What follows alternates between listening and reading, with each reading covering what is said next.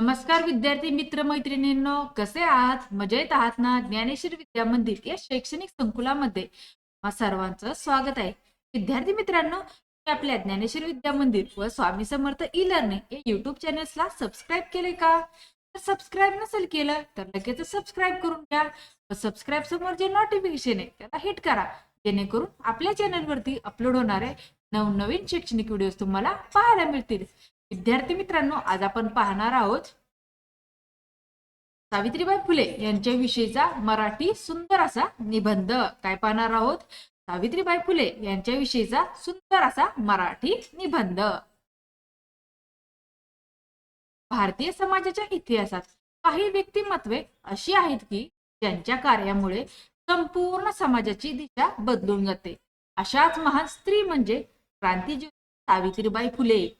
स्त्री शिक्षण, सामाजिक समता आणि मानवतेच्या मूल्यांसाठी आयुष्यभर झगडणाऱ्या सावित्रीबाई फुले या आधुनिक भारताच्या सामाजिक क्रांतीच्या आधारस्तंभ आहेत. सावित्रीबाई फुले यांचा जन्म 3 जानेवारी 1831 रोजी सातारा जिल्ह्यातील नायगाव येथे झाला. त्या काळात समाजात स्त्रीला शिक्षण घेण्याचा अधिकार नव्हता. स्त्रीला अज्ञानी ठेवणे हेच तिचे नशीब मानले जात होते. अशा प्रतिकूल परिस्थितीत सावित्रीबाईंना शिक्षणाची गोडी लागली. त्याचे श्रेय महात्मा ज्योतिराव फुले यांना जाते. त्यांनी सावित्रीबाईंना शिकवले आणि शिक्षिकेचे प्रशिक्षण घेण्यासाठी त्यांना प्रवृत्त केले.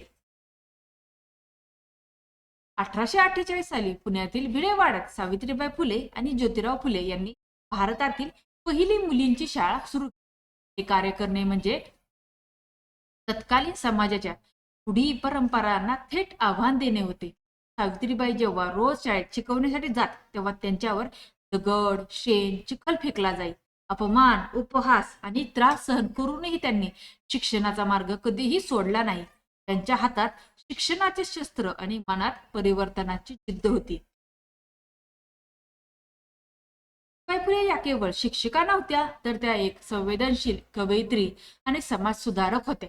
त्यांच्या काव्य फुले आणि पावनकशी सुबोध रत्नाकर या काव्यसंग्रहांमधून अज्ञान, अंधश्रद्धा आणि जातीभेद आणि दमनावर प्रखर प्रहार केला. त्यांच्या लेखनातून स्त्रियांना शिक्षण घेण्याचा, आत्मसन्मानाने जगण्याचा आणि अन्यायाविरुद्ध आवाज उठवण्याचा संदेश मिळतो. त्या काळात बालविवाह, विधवांची दुर्दशा, अस्पृश्यता आणि जातीय विषमता समाजात खोलवर रुजलेली होती. सावित्रीबाई फुले यांनी विधवांसाठी आश्रयगृहे सुरू केली. विधवांच्या पुनर्विवाहाला पाठिंबा दिला आणि गर्भहत्या रोखण्यासाठी प्रयत्न केले. त्यांनी अस्पृश्य समजले जाणारे समाज घटकांसाठी शाळा सुरू करून समानतेचा विचार प्रत्यक्षात आणला. 1897 साली पुण्यात प्लेगची भयंकर साथ पसरली.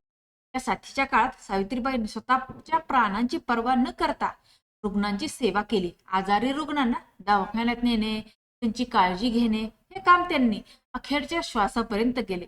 सेवेतच त्यांचे निधन झाले. हे त्यांच्या त्यागाचे सर्वोच्च उदाहरण आहे. सावित्रीबाई फुले यांचे कार्य हे केवळ त्यांच्या काळापुरतेच मर्यादित नाही. आजच्या आधुनिक युगातही त्यांचे विचार तितकेच मार्गदर्शक आहेत. स्त्री शिक्षण, स्त्री समानता आणि सामाजिक न्याय या मूल्यांचा पाया त्यांनी घातला. आज महिलांनी विविध क्षेत्रात मिळवलेले यश हे सावित्रीबाईंच्या संघर्षाचे फळ आहे.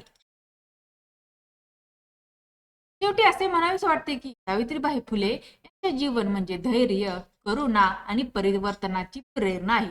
त्यांनी पेटवलेला शिक्षणाचा दिवा आजही कोट्यवधी आयुष्य उजळवत आहे. त्यांच्या विचारांचा वारसा जपणे आणि पुढे नेणे ही आपली सर्वांची जबाबदारी आहे. क्रांतीज्योती सावित्रीबाई फुले या नावातच त्यांच्या कार्याचे तेज सामावले आहे. अशा प्रकारे सावित्रीबाई फुले यांच्याविषयीचा निबंध संपलेला आहे. मुलांना, तुम्हाला हा निबंध कसा वाटला? निबंध आवडला का? निबंध आवडला असेल तर निबंधाला जास्तीत जास्त शेअर करा. चॅनेलवर नवीन असेल चॅनेलला सबस्क्राईब करा. धन्यवाद.